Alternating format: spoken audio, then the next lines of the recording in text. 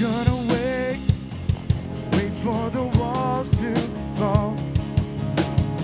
I know a name that will bring them down. I got a praise waking within my soul. I'm not ashamed to declare it now. Light of the world, trample the darkness. Nothing can stop it. You are the God of the promise. Every word will be accomplished. Nothing can stop it. You are the God of the promise.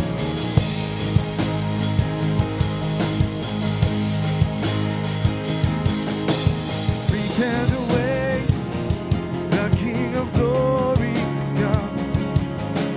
Before his name, every fear must bow.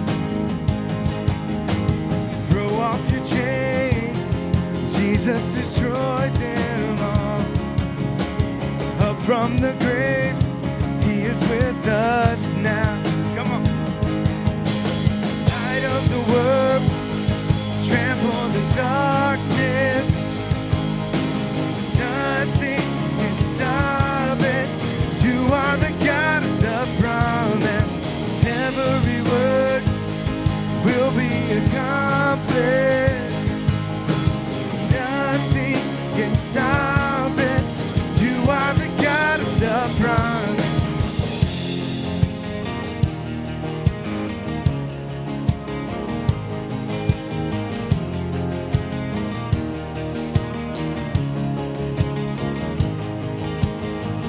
The gates of hell will never stand a chance.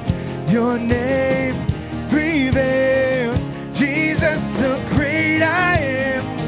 No word will fail, no weapon formed against your name prevails, Jesus, the great I am. The gates of hell will never stand a chance. Your name prevails, Jesus, the great I am. Your word will fail, no weapon formed against your name prevails, Jesus, the great I am.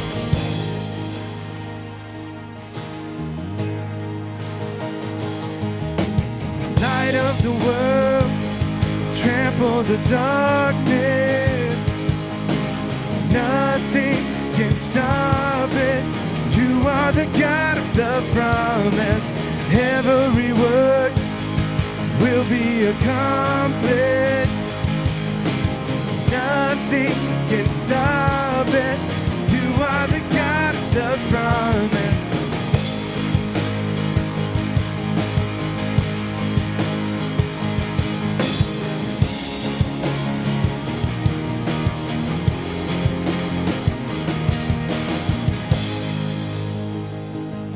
Good morning, everybody. Thank you for joining us online today. We're so excited to be back in here with you. Man, it's been a great week. We're just excited to bring some worship to you this morning, to bring a message of hope, maybe put some joy in your life when things around you may seem to be falling apart. We're going to sing a couple more songs before we get into Pastor Chris's message, and we would just love if you'd sing along at home.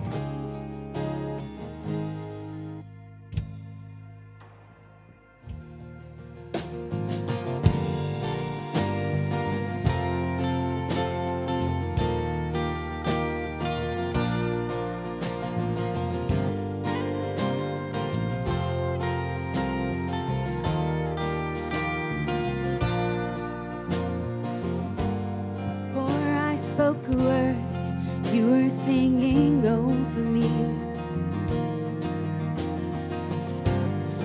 You have been so, so good to me. Before I took a breath, you breathed your life in me.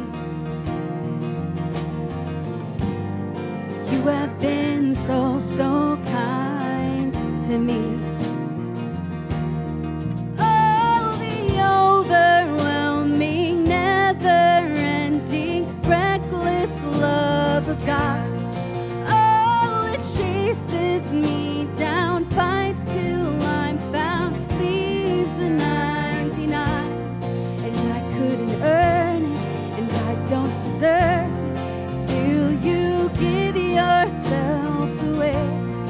Oh, the overwhelming, never-ending, reckless love of God.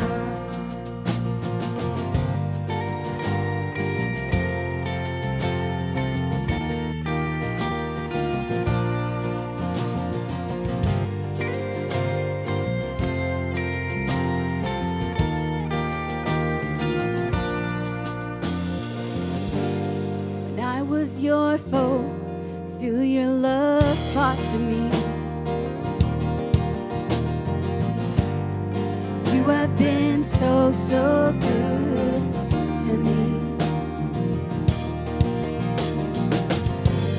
When I felt no worth, you paid it all for me. You have been so, so kind to me. Oh, the overwhelming, never-ending, reckless love of God. Oh, it chases me down, fights till I'm found, leaves the 99. And I couldn't earn it, and I don't deserve it. Still, you give yourself away. Oh, the overwhelming, never-ending, reckless love of God.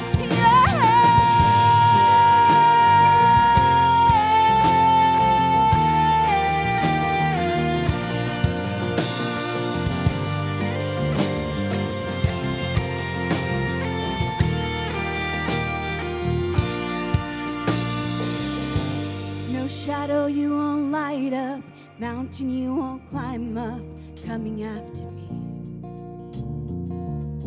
There's no wall you won't kick down, lie you won't tear down, coming after me. There's no shadow you won't light up, mountain you won't climb up, coming after me. There's no wall you won't kick down, lie you won't tear down, coming after me. There's no shadow you won't light up, mountain you won't climb up, coming after me. There's no wall you won't kick down, lie you won't tear down, coming after me. No shadow you won't light up, mountain you won't climb up, coming after me. No wall you won't kick down, lie you won't tear down,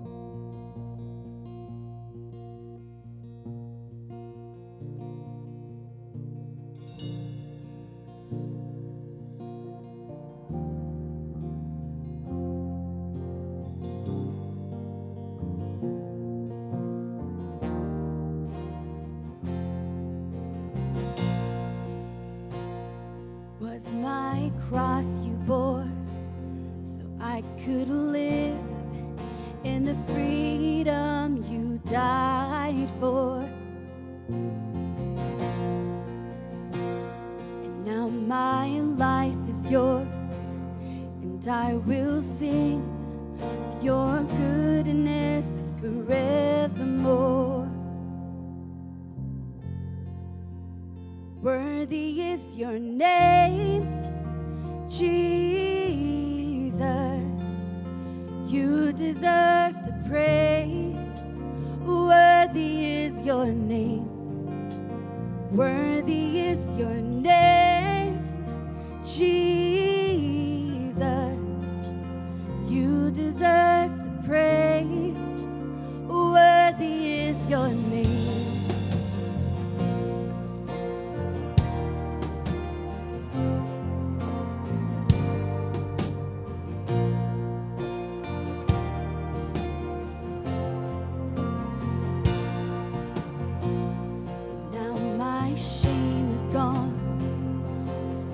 Amazed in your love undeniable.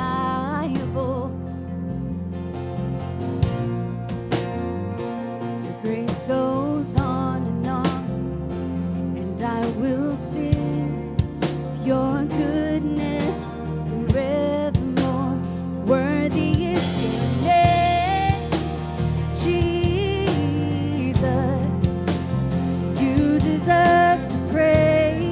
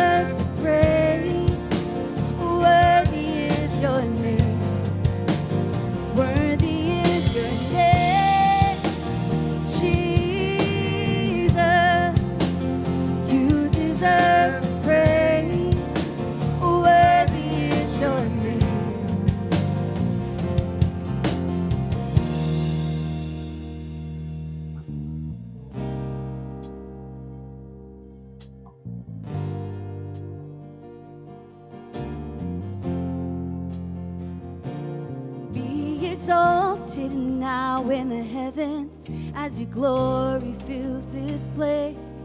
You alone deserve all praise. You're the name above all names.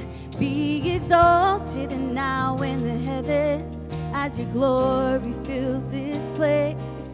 You alone deserve our praise. You're the name above all names. Be exalted now in the heavens as your glory fills this place. You alone deserve our praise. You're the name above all names. Be exalted now in the heavens as your glory fills this place. You alone deserve our praise. You're the name above all names.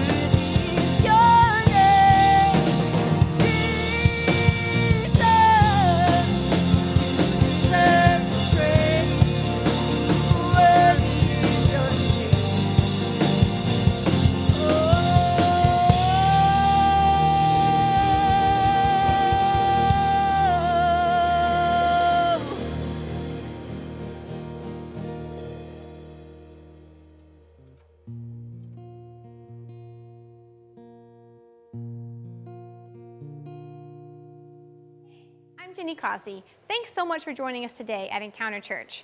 On behalf of our family ministry team, I wanted to let you know that we have got weekly videos that we create for your preschool and for your elementary age kids. You can find those videos at encounterchurch.com/kids. They're just a little shorter than the message, and so they can be engaging in their content while you are yours, or you can do it at another time as well. So I hope that you'll be able to check those out. And I'm really excited to get to continue with Pastor Chris now with our series called Filters.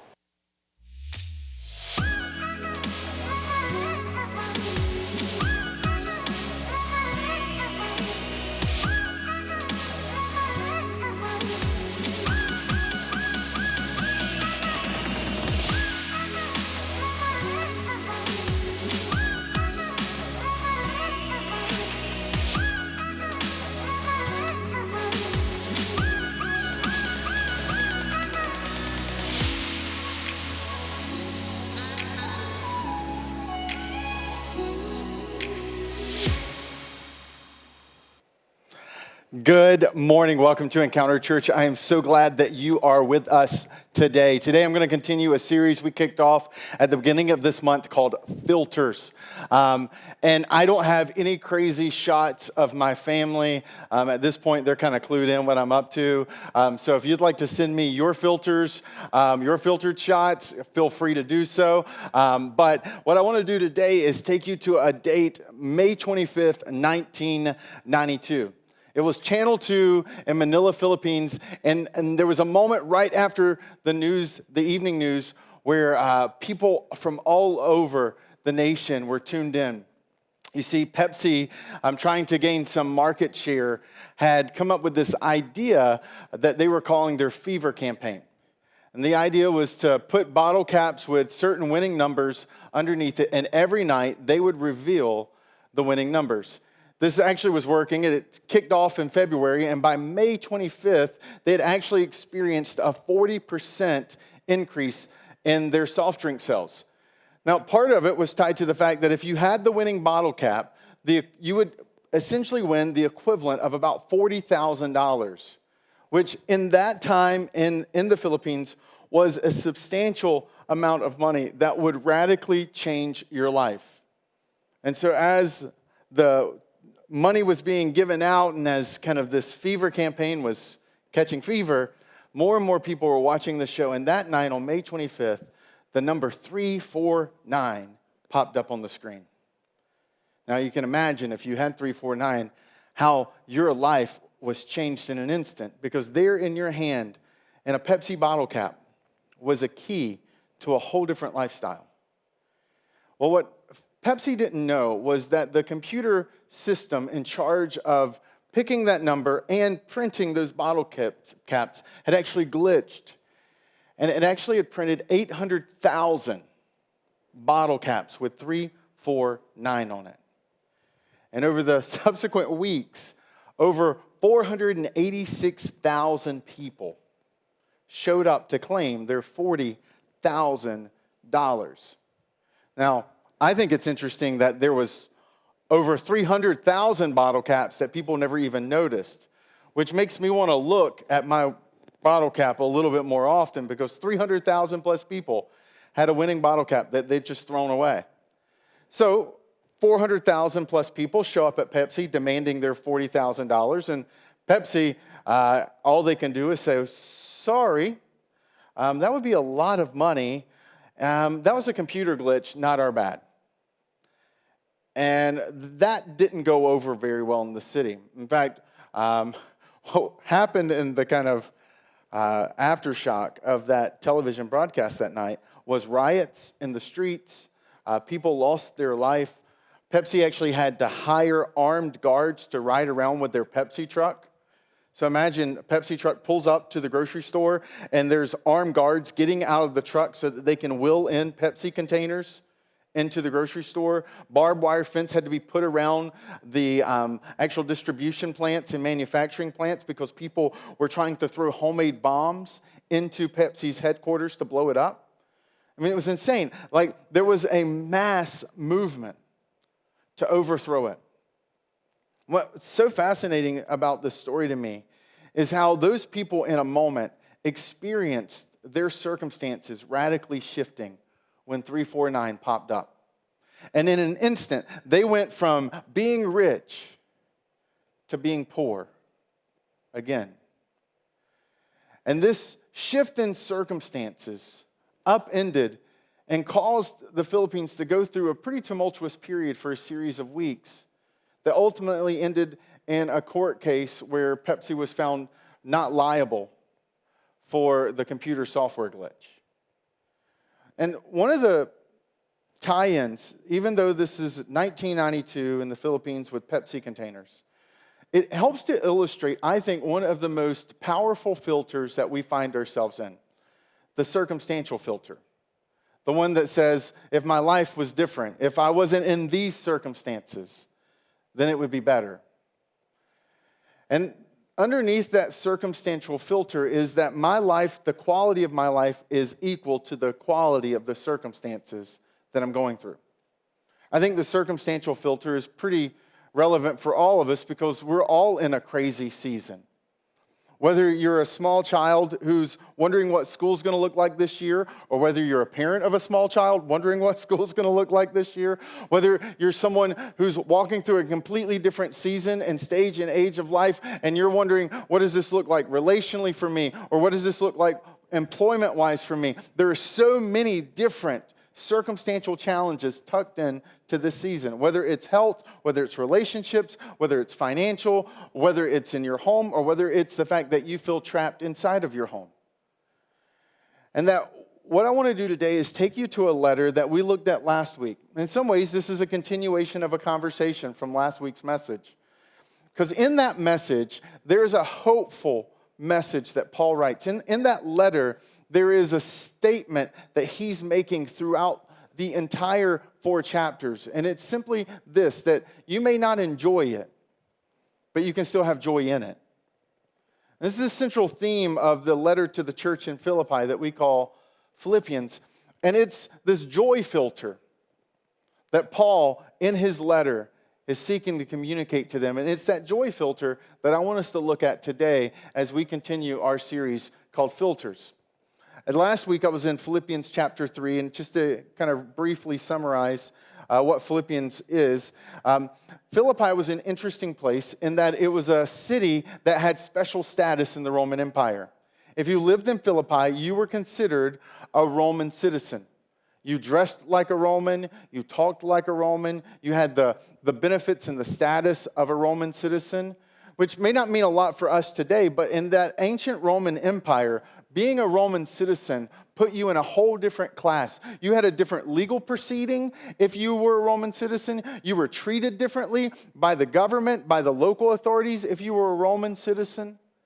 Being a Roman citizen was a significant, if you've ever traveled abroad and you've been in countries, maybe like 10 years ago, and people find out you're an American, they would look at an American differently because they're like, oh, being an American has different things attached to it. That was, in some ways, what people saw Roman citizenship to be. It was significant.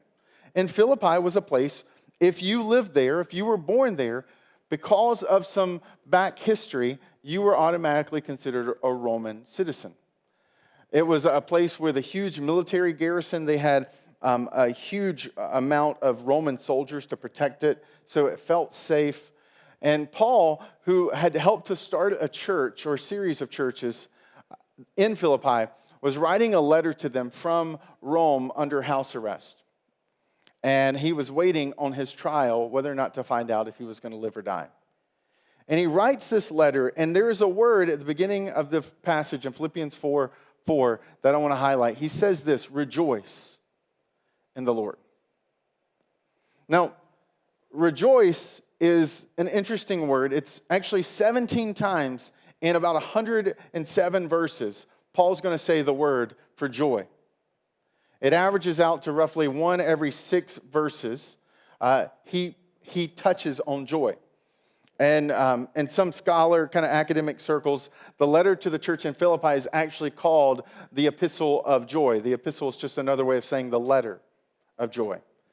And so Paul has a huge, in fact, in the entire Bible, to kind of further emphasize how much joy was a theme in this letter, only the book of Psalms in the Jewish scriptures, the Old Testament, is there any other book that has more references to joy in it?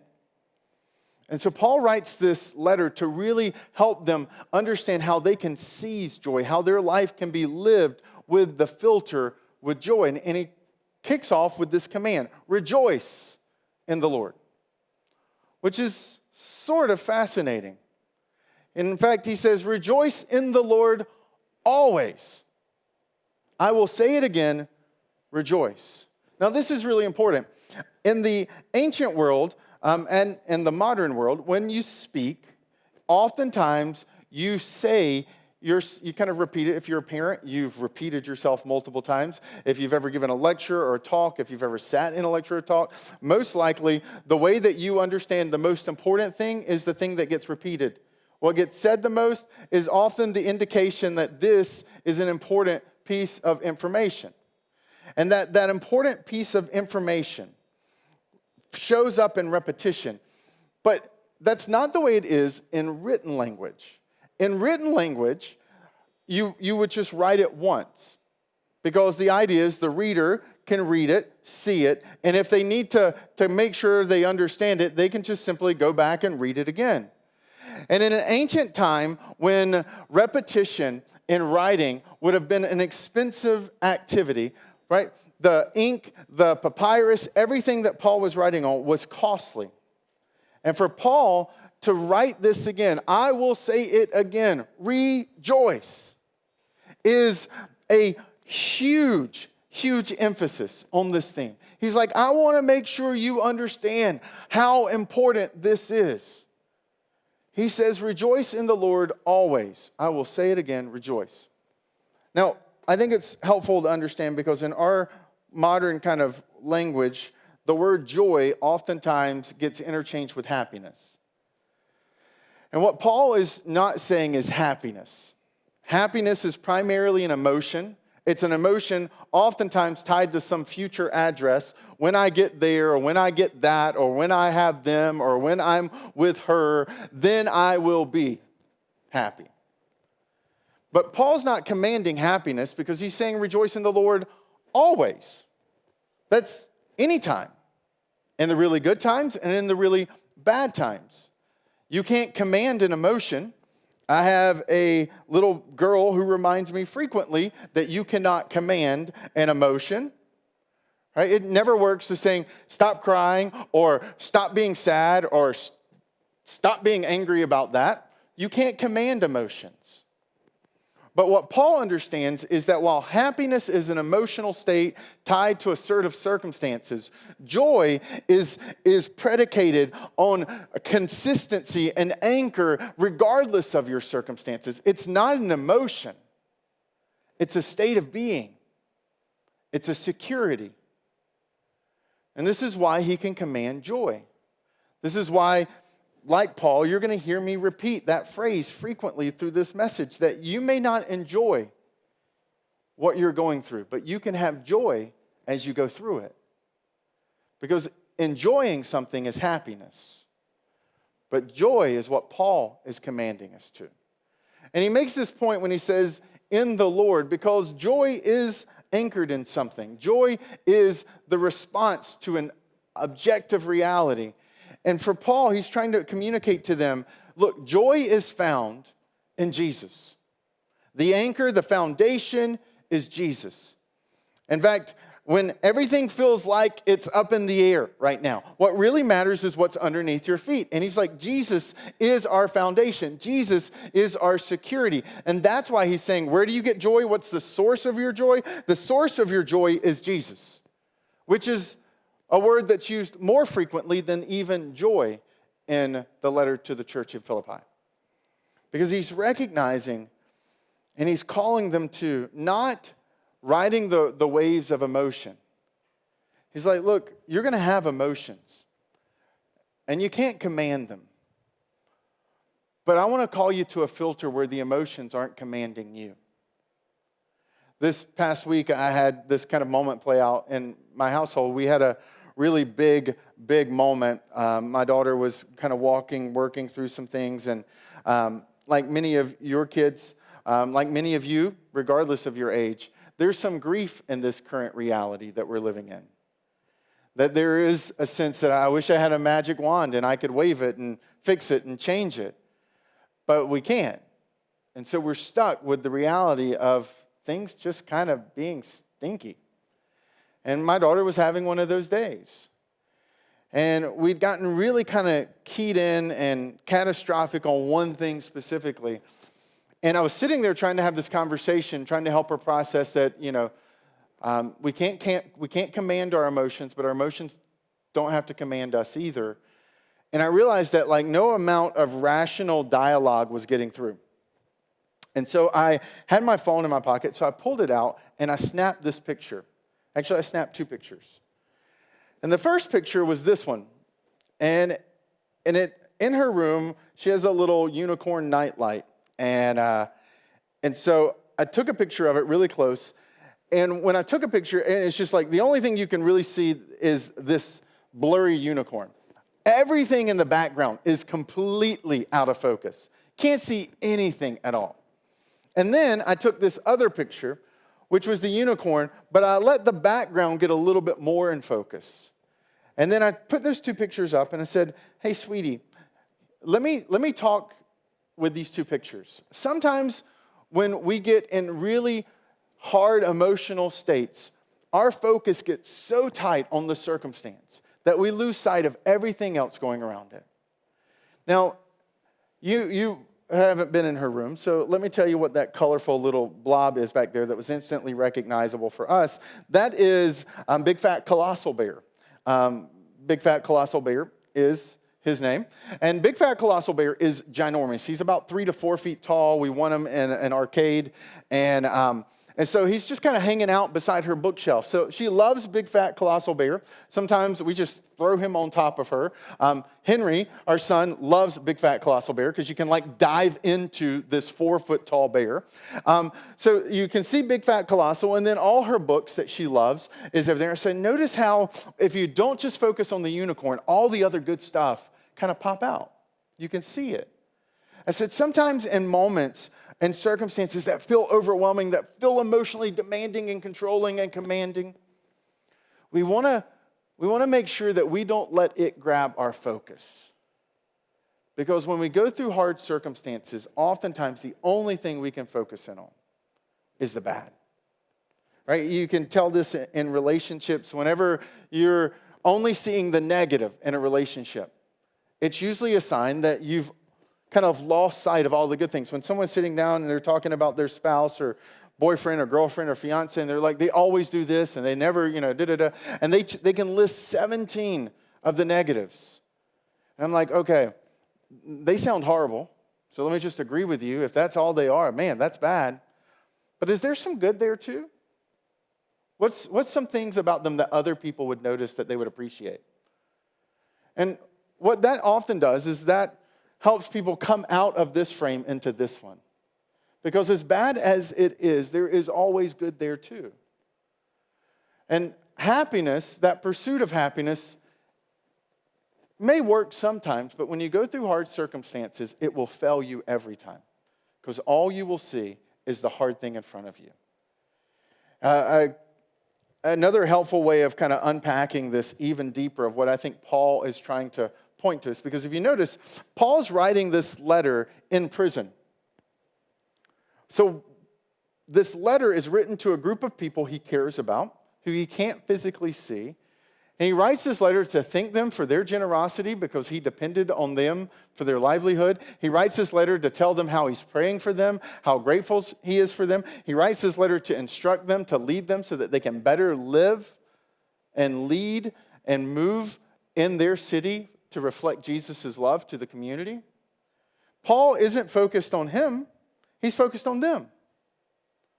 And what Paul is demonstrating is actually some different people have actually kind of quantified this in a way that I think makes it easier to talk about.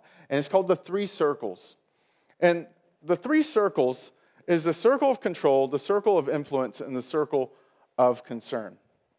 And that oftentimes in circumstances that feel overwhelming, what really is often underneath the surface is that they feel out of control.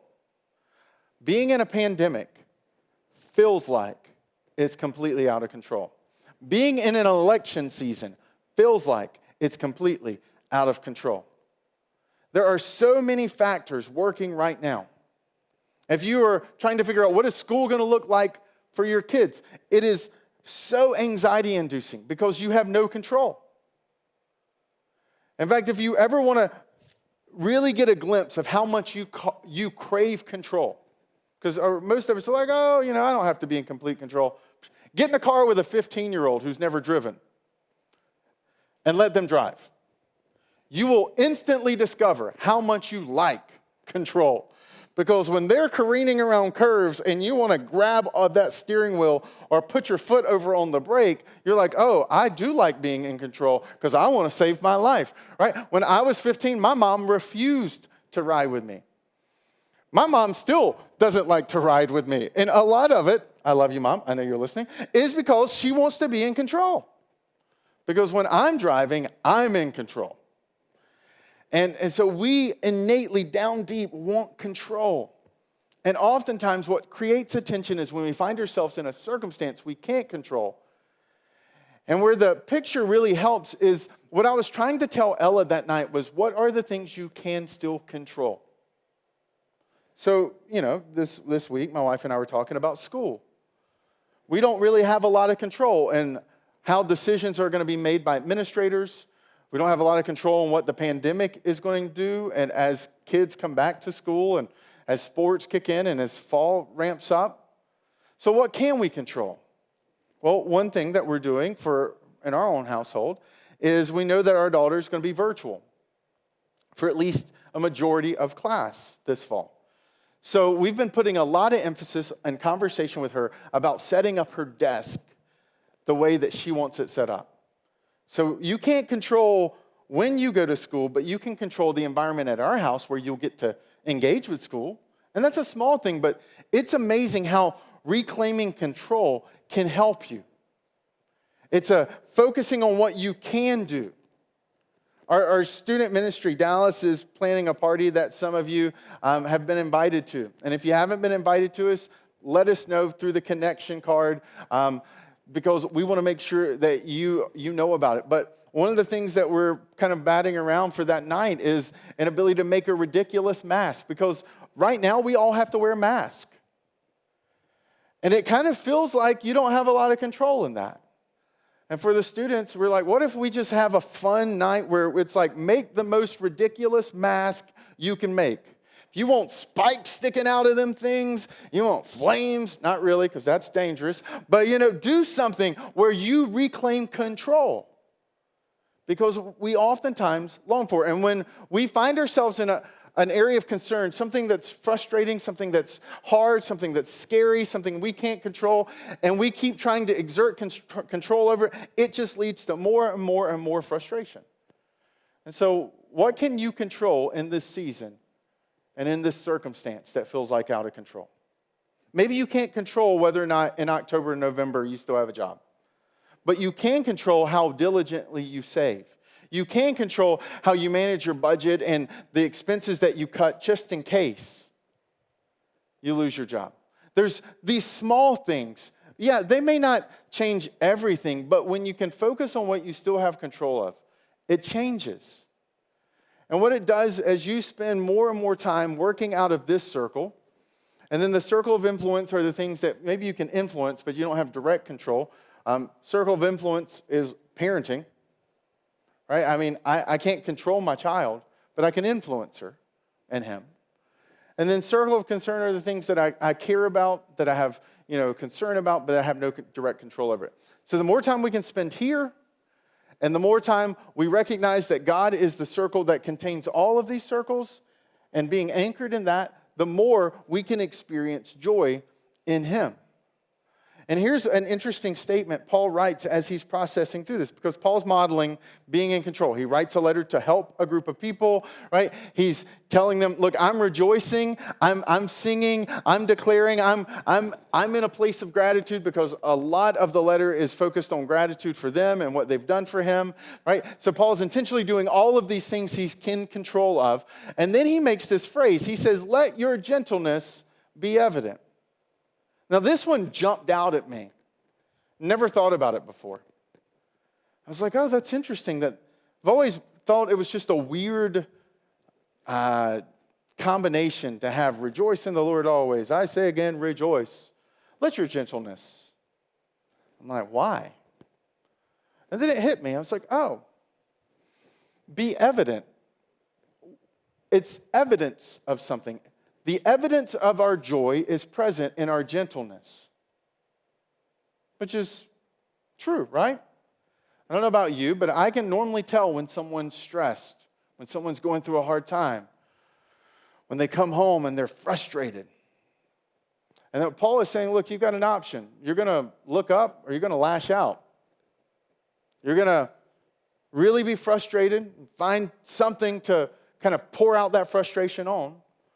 Or you're going to take a step back, remember what you are in control of, and look up realizing that there's one in control of everything, even if it feels out of control. That we're going to look up or lash out. And because Paul knows that we're human, he makes sure he adds the point to all.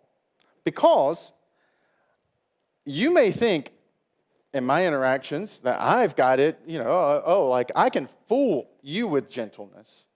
I can fool my neighbor with gentleness. But it's really hard to fool your household. Right? Where it's like, oh, they're such, they're not stressed at all. And then when they get home, they're short with their kids. They're screaming at the dog because it didn't come in when you said come in. The cat did something that just made you mad. Because it's the to all part where really our gentleness gets to manifest. Because it's a whole lot easier being gentle with people outside your home than it is with those inside your home. And that this is evidence of that security. This is evidence of that joy. That filter of joy plays out in how we interact with people outside of our surroundings. And that ultimately Paul wants to make the point. And he chooses to close with this sentence in this verse. He says, the Lord is near. In chapter 3, he's unpacked. Chapter 2, he's unpacked who Jesus is, what Jesus has done, how Jesus is God's Son who came so that we could become sons and daughters of God too, of how he came to break chains of shame and guilt, as he came so that we could have security, even when we're filled with so much insecurity around us. And he's saying, I said rejoice in the Lord, but I want you to understand, while I'm telling you where to put your joy, I also want to let you know that he's really close by too. So you don't have to go and look for him. You don't have to go and find him. He's near. He's right here with you. And that is the anchor for us. That's the foundation for us, that as Christians especially, our lives are meant to be marked by joy, because the place that our joy is found is in who he is and what he's done. And the fact that God has promised that he will never leave us, never forsake us, and that he's with us. And that's not just some poetic phrase that the Lord is near. It's actually the power that we have to overcome fear. It's the power we have to overcome guilt and shame. It's the power we have to take our camera, our mental camera, and refocus in our circumstances. This week, I was kind of working through some stuff, and I remember just going down the road, and I knew the song we were closing with this week, so I just turned it on. And I was like, it was easy for my brain to focus on all the things that I'm trying to process through. And I was like, you know what, God? I don't have control of those things, but you're in control of everything. and I just turned my music on, and I just chose to focus my mind. Did it change my circumstances? No.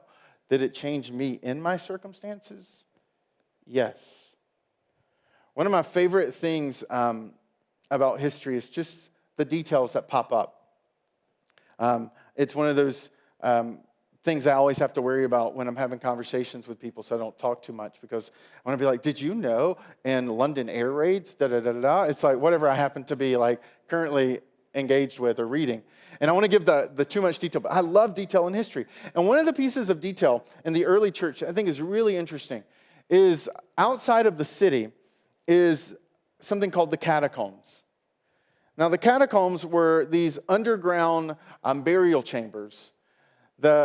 The early church did not grow, did not spread in a really friendly environment.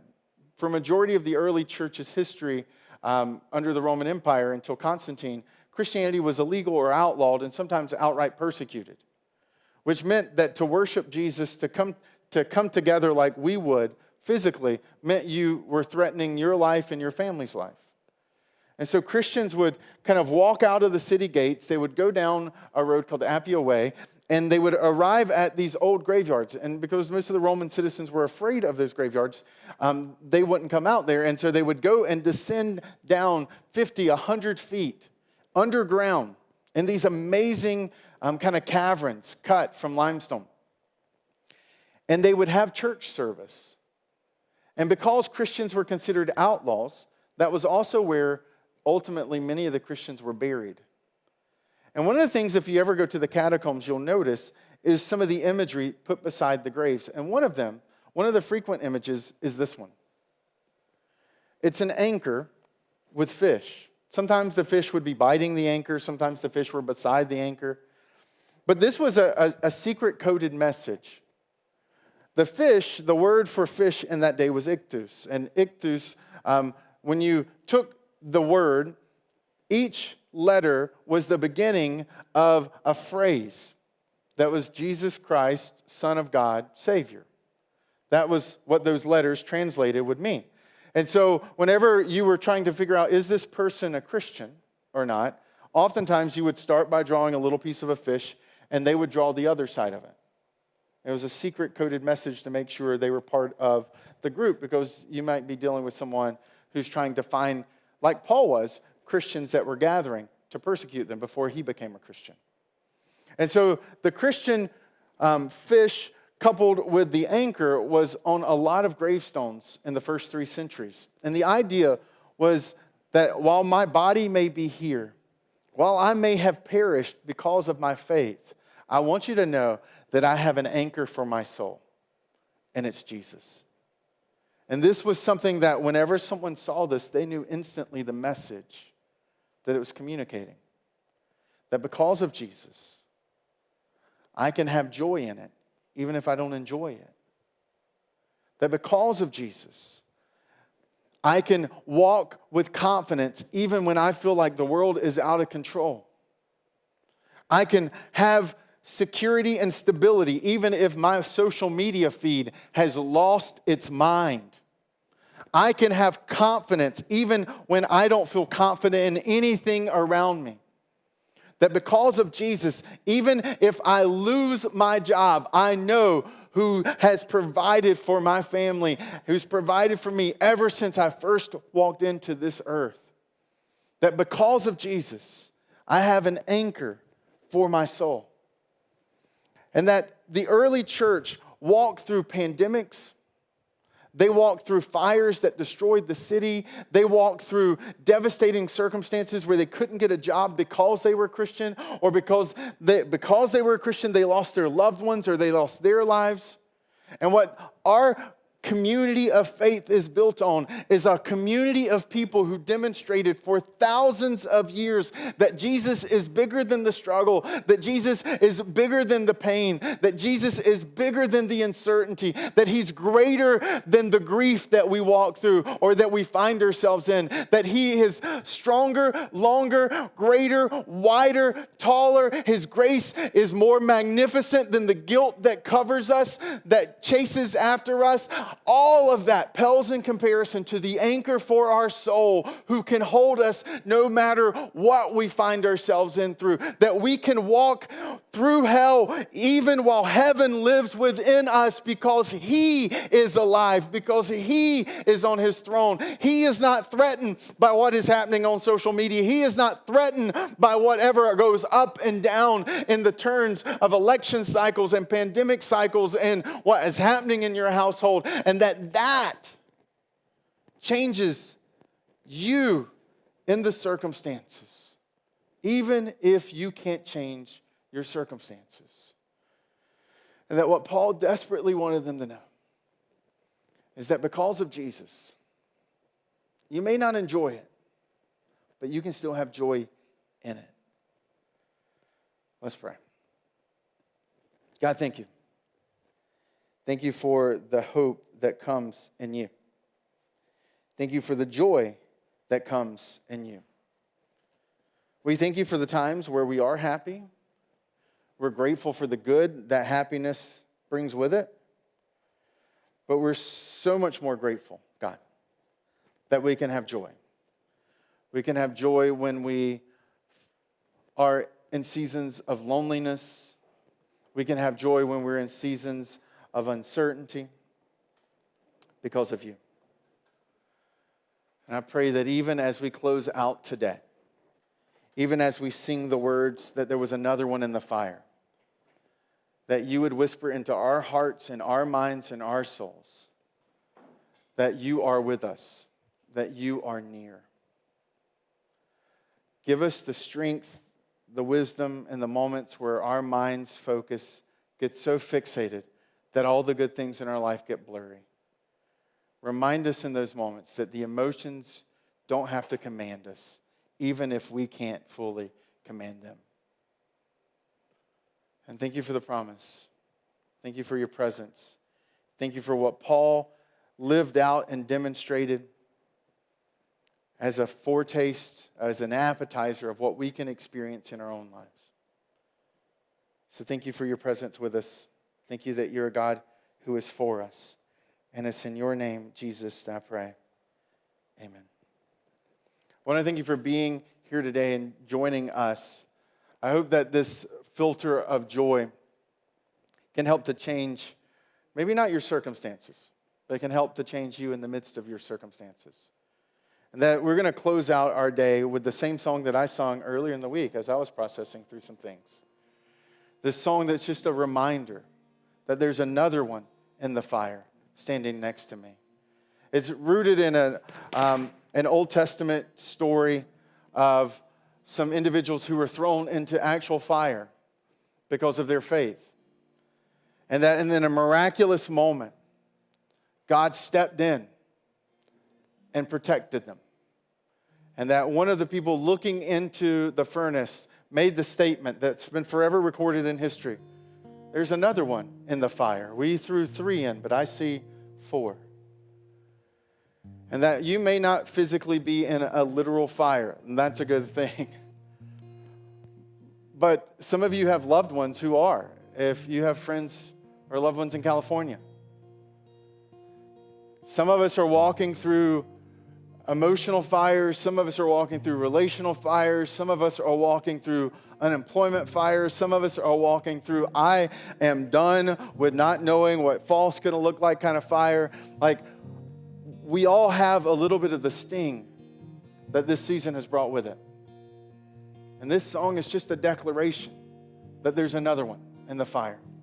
And I'm so grateful that we're a part of a church who recognizes that we don't just love and serve Him, but that we get to reflect Him. And so sometimes the way people understand that there's another one in the fire is by the way we get to step in with them. There are people who aren't sure where their meals are going to come from, who aren't sure because of what they're walking through unemployment. And we get to, as a church, step in to help them.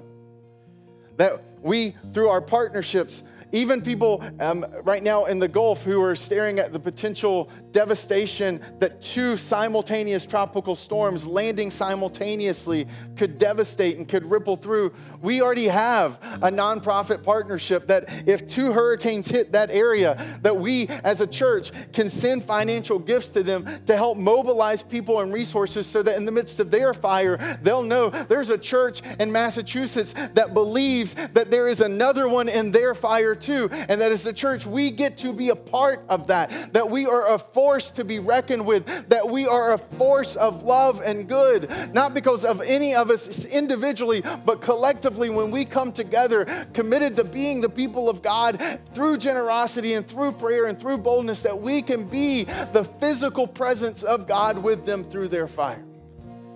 And so for some of you right now, maybe sitting at home, it would be a little awkward to stand up and kind of, yes, I get it, you can do that right there, right? Like maybe it's just you come back to this song later in the week and say, God, I just need you to remind me that you are with me.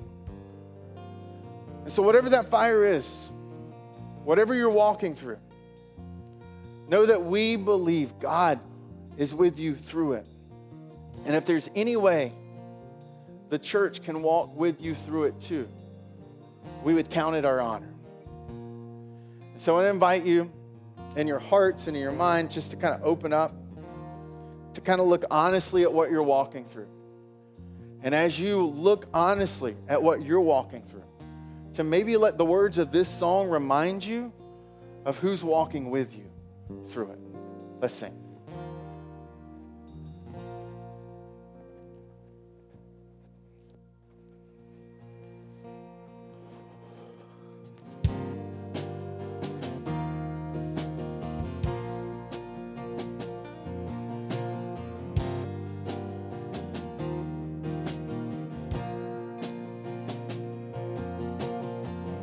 There's a grace when the heart is under fire.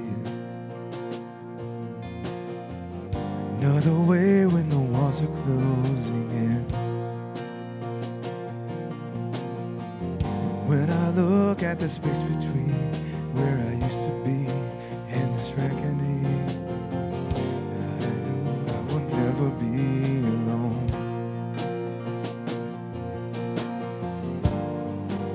Standing next to me was another in the water, holding back the sea. Should I ever need reminding how I've been set free? There is a cross and there's that burden that died for me. There's another in the fire.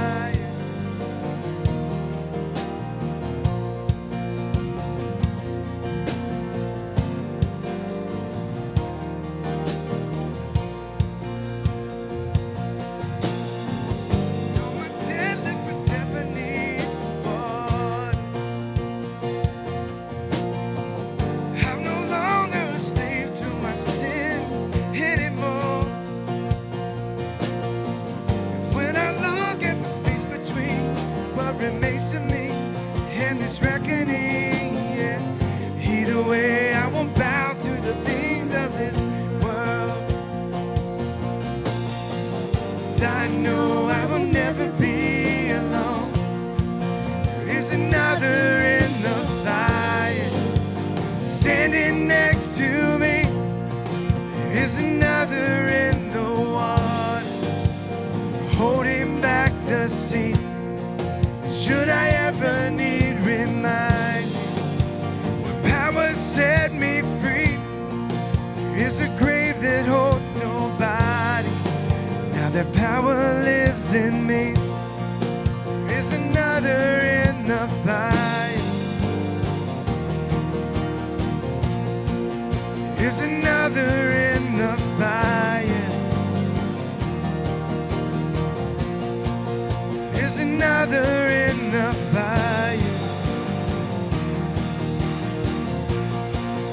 There's another in the fire.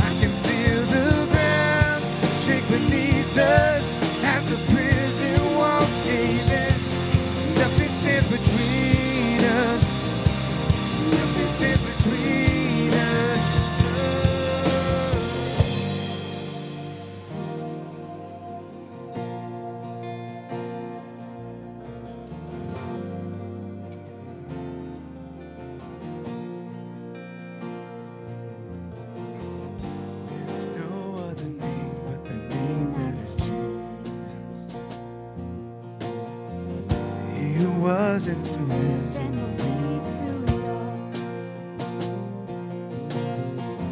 Come what may in the space between all that needs to be in this reckoning. I know I will never Never be alone. I know I will never be alone. There'll be another in the fire, standing next to me. There'll be another in the waters, holding back the sea. Should I ever need reminding how good you've been to me, I'll count the joy from every battle, 'cause I know that's where you'll be. And I can see the light in the darkness as the darkness bows to him. I can feel the roar in the heavens as the space between we're spin. I can feel the ground shake beneath us as the prison walls cave in. Nothing stands between us. Nothing stands between. There'll be another in the fire, standing next to me. There'll be another in the water, holding back the sea. And should I ever need reminding how good you've been to me, I count the joy from every battle, 'cause I know that's where you'll be. I count the joy from every battle, 'cause I know that's where you'll be. I count the joy from every battle, 'cause I know that's where you'll be. Count the joy from every battle, 'cause I know that's where you'll be. Count the joy from every battle, 'cause I know that's where you'll be.